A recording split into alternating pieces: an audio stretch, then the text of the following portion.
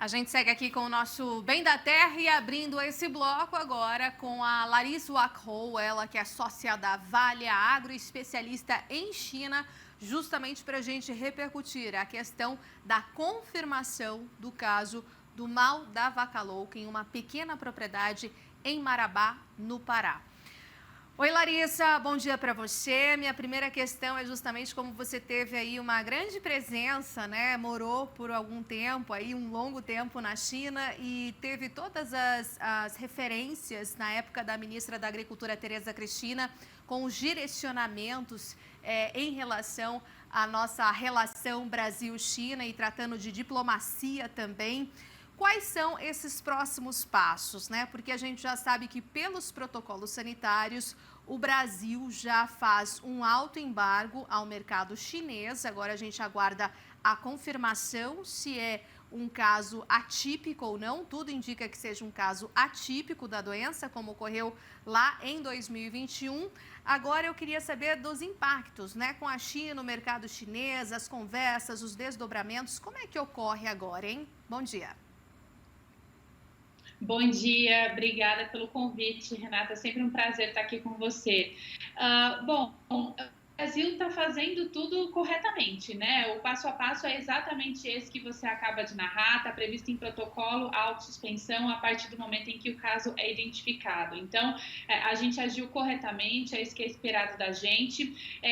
Vai exigir agora, como próximo passo, o envio de documentação.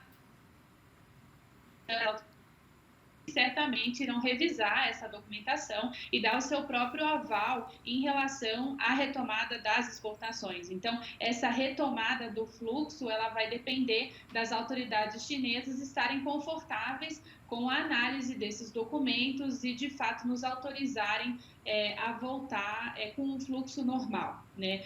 Mas é importante dizer, Renata, que, de fato, esse assunto sanitário ou qualquer questão sanitária que envolva o mercado chinês, ela é sempre muito importante, né? A gente precisa, de fato, refletir sobre o tanto que isso é importante para a opinião pública na China, né? Então, essas autoridades chinesas, elas vão digamos, fazer um trabalho criterioso de análise da documentação, inclusive em resposta a essa preocupação que a opinião pública chinesa expressa com relação ao tema da segurança do alimento, né? Esse tema na China, ele não é um tema qualquer, ele é um tema que interessa muito chinesa, as pessoas prestam muito atenção a isso e isso exige, portanto, das autoridades chinesas um compromisso muito grande com a revisão da documentação de forma a assegurar, de fato, esses consumidores de que eles não correm nenhum risco, né? Exatamente.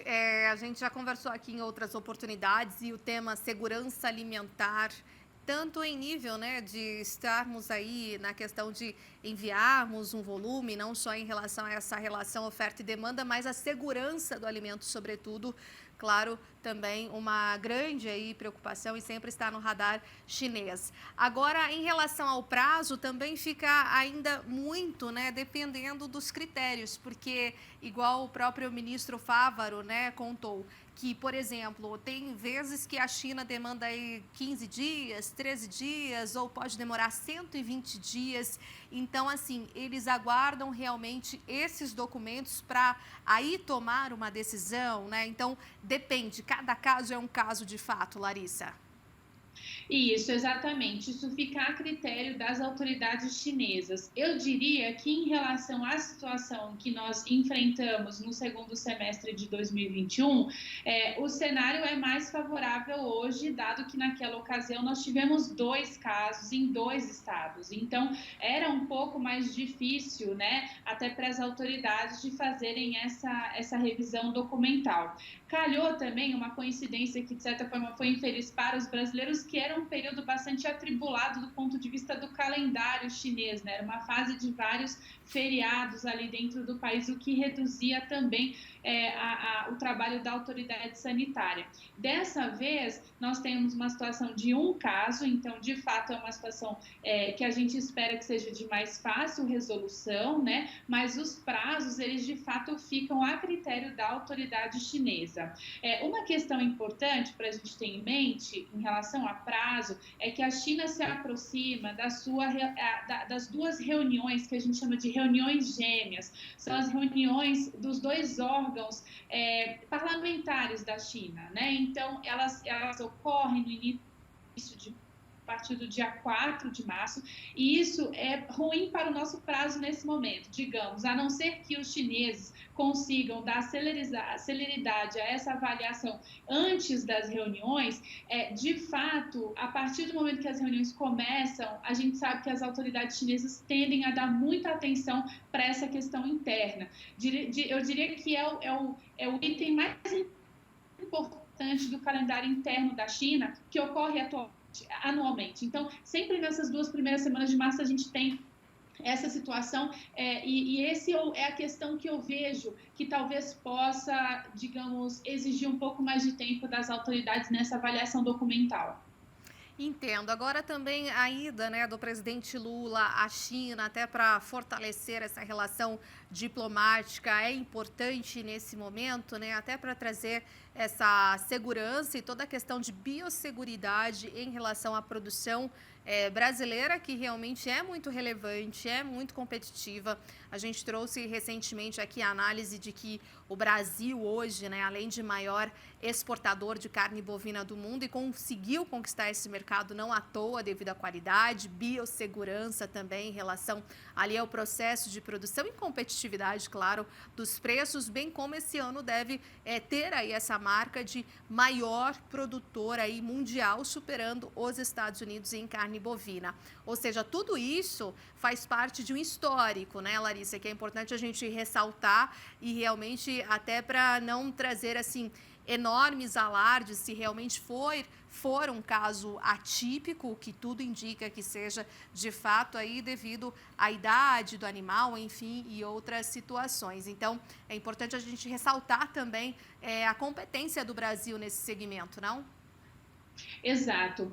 Você tocou em questões muito importantes. A visita do presidente Lula é um excelente sinal, quer dizer, um excelente momento para essa visita, digamos, acontecer. Não foi planejado dessa forma, obviamente, mas a visita de Estado, ela sempre cria uma oportunidade de diálogo mais próximo, em que a gente pode reiterar justamente a qualidade da nossa produção, do nosso sistema de defesa sanitária, como você acaba de mencionar. Então, eu diria que, em primeiro lugar, isso é uma excelente notícia. Eu tive a oportunidade de participar, inclusive, de uma visita que o presidente Lula tinha como presidente em 2009. Tive algumas participações de visitas presidenciais. É sempre um momento em que a gente tem os olhos e os ouvidos das autoridades chinesas. Então, certamente, a gente vai poder fazer uso desse momento, né? No Brasil, consegue. Perfeito, Larissa. Muitíssimo obrigada aí por sua entrevista e nos falamos em outra oportunidade. Um ótimo dia. Obrigada sempre aí pelos esclarecimentos, né? Agora, no final, vocês que estão nos acompanhando, a gente teve uma questão ali de comunicação, de fato, né, de tecnologia, mas só para repassar para vocês, pelo que eu entendi, o Brasil só no ano passado exportou para a China aí 1/3 do que a gente exporta aí de carne bovina. A gente segue realmente sendo um importante parceiro comercial do Brasil, é o principal, e nesse ano a gente deve seguir esse fluxo, seguir esse ritmo, não só em relação à proteína animal, como outros alimentos, outras commodities que a gente já vê que tem um ritmo, uma dinâmica bastante intensificada. E segundo também a Larissa Wackhou, que é especialista em China, né, e sócia da Vale Agro, ela nos informou também que participou de importantes discussões diplomáticas e governamentais entre Brasil e China, e que isso, claro, de fato é um ponto extremamente relevante, a gente ter a presença agora governamental no país chinês para realmente colocar aí várias outras questões em pauta e fortalecer ainda mais a parceria, inclusive, sobretudo, no nosso agronegócio.